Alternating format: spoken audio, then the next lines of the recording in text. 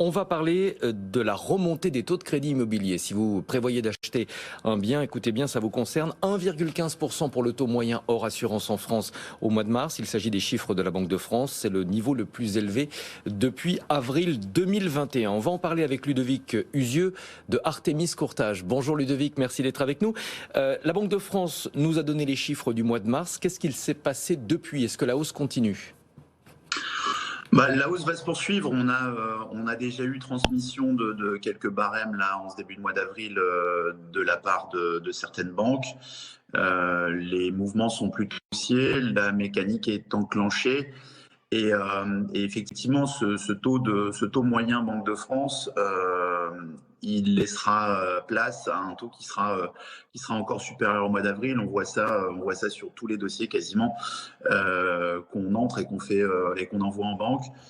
C'est un mouvement qui mérite d'être souligné parce qu'on avait vécu pendant plus de 4 ans dans un univers de taux bas où il se passait pas grand-chose et il s'est passé plus de choses en 2 mois que dans les 4 années précédentes. Donc ça mérite effectivement d'être souligné, Stéphane. Est-ce que la hausse concerne tous les emprunteurs, tous les types de biens, ou est-ce que certains dossiers sont particulièrement concernés?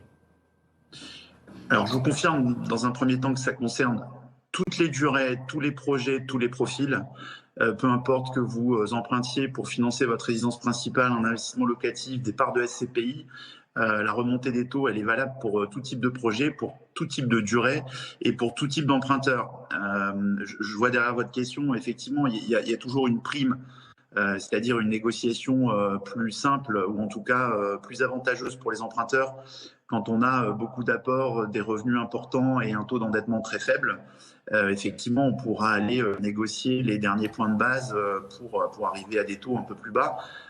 Mais en tout cas, les barèmes, c'est-à-dire les taux de base sur lesquels on peut partir sur une négociation pour nos clients dans notre réseau, les taux de base qui sont transmis par les banques sont à la hausse pour maintenant le 3e mois consécutif. Et c'est effectivement un mouvement qu'on sent ancré et probablement durable à l'intérieur de l'année 2022. On va parler de la négociation dans un instant. Marie-Cœur de Roy a une question pour vous sur ce thème. D'abord sur les conditions, elles restent favorables, il faut quand même le rappeler. On est très très loin des 5% de taux moyen qu'on avait enregistré au début des années 2000. Et puis surtout, quand on regarde l'inflation, 4,5% en France au mois d'avril, les taux réels du coup restent négatifs. Alors effectivement, il faut pas verser non plus dans le pessimisme le plus total. On est moi qui fais ce métier depuis longtemps maintenant et qui suis à la tête d'un réseau de courtage national, effectivement, on a navigué dans des taux supérieurs à 5% pendant très longtemps et les taux restent assez fantastiques. On s'éloigne des plus bas historiques, mais on reste sur toutes les maturités et tout type de projet inférieur à 2%. Et effectivement, quand on met en face de ces taux d'emprunt de crédit immobilier qui sont des taux fixes, je le rappelle en France, quand on met ça face à l'inflation qui s'est établie à 4,5%, on peut effectivement, on peut continuer à penser que c'est un formidable rempart face à cette inflation grimpante et qu'on emprunte réellement à taux négatif. Mais ça bouleverse quand même quelques projets et il faut à tout le moins, quand on est engagé dans un projet immobilier, quand on a fait quelques simulations, quelques cotations, il faut au moins avoir le réflexe de les mettre à jour pour ne pas aller face à des surprises qui pourraient être de mauvaises surprises. Ludovic, la baisse du taux d'usure, ça change quoi concrètement ? Concrètement, c'est vraiment pas une bonne nouvelle. C'est vraiment à rajouter au contexte, à la hausse des matières premières, au conflit en Ukraine, qui n'est pas une formidable nouvelle en tout cas pour la confiance des acheteurs et des emprunteurs.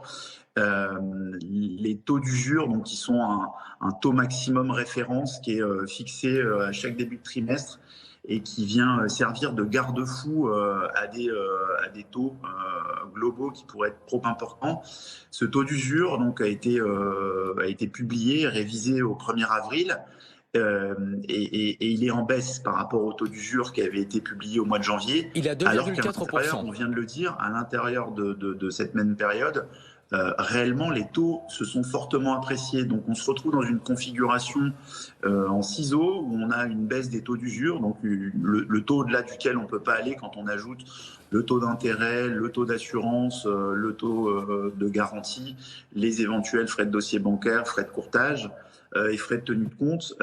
Donc, on assiste à une hausse quand même assez marquée des taux d'intérêt et dans le même temps, à une baisse qui est quand même assez sensible des taux d'usure. Donc, la conséquence concrète de cela, c'est que tous les jours, on m'appelle dans le réseau pour me dire qu'est-ce qu'on peut faire. On a des dossiers qui frappent l'usure ou qui sont très au-delà du taux d'usure. Qu'est-ce qu'on peut faire pour y pallier? Et en vérité, il n'y a pas grand-chose à faire. Une fois qu'on a un peu rogné sur les taux d'emprunt dans les banques, que les banques ont accepté d'abandonner quelques euros sur les frais de dossier et qu'on en a fait de même, on se retrouve dans une situation où des dossiers parfaitement solvables et des emprunteurs dans une situation d'emprunt normale, voire favorable, se retrouvent privés d'un emprunt pour cette considération de taux d'usure trop bas face à des taux qui augmentent. Ludovic, moi je vous trouve effectivement, c'est normal, hein, vous êtes plutôt optimiste et c'est normal, mais effectivement entre le taux d'usure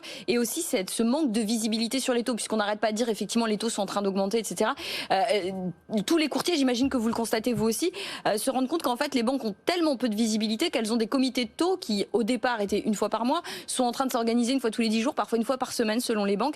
Est-ce que ça aussi c'est une vraie problématique, c'est-à-dire l'absence de visibilité sur l'évolution des conditions d'accès au crédit entre le taux d'usure, la remontée qu'on attendait, que ça on pouvait prévoir, mais en l'occurrence la rapidité ou pas à laquelle les taux vont remonter, est-ce que c'est quelque chose qui est aussi de nature un peu anxiogène pour les emprunteurs et pour vous dans votre métier de courtier? Ça l'est parce que ce qui est compliqué pour nous, c'est d'entourer les simulations de crédit, les calculs d'enveloppe qu'on fait, c'est d'entourer ça d'incertitude. Alors que notre métier est un métier de réassurance, c'est un métier de gain de temps, de gain d'argent, et on est obligé d'expliquer que la cotation qu'on est en train d'établir, elle sera pas forcément la même dans 15 jours, 3 semaines, un mois. Vous avez raison de souligner que la fréquence normale de la transmission des taux de crédit d'une banque vers un courtier, c'est normalement, quand tout va bien, ou en tout cas quand il n'y a pas de nervosité sur les marchés obligataires, c'est mensuel. Et puis là, on a des transmissions de barèmes de taux qui arrivent le 10 avril, le 18 mars, avec une fréquence plus saccadée, parce que c'est nerveux et qu'effectivement, les banques ont aussi, elles, du mal à fixer des taux pour des périodes très longues, parce qu'il y a beaucoup de nervosité, notamment sur les marchés obligataires, où l'OAT 10 ans s'est fortement apprécié sur les dernières semaines, pour même refranchir la barre des 1%, ce qu'on n'avait pas vu depuis plus de 5 ans maintenant. Donc c'est un petit peu compliqué d'emprunter, en tout cas d'emprunter. Les conditions d'accès et l'appréciation des risques par les banques n'a pas changé. Ce qui est compliqué, c'est de fixer un montant et de s'y tenir si on a des emprunteurs qui viennent nous revoir un mois après, parce qu'en général, on est obligé de réapprécier, en tout cas de remonter les taux qui ont servi à cette simulation de 0,20 ou 0,30%, ce qui a pour conséquence notamment d'abaisser leur capacité d'emprunt.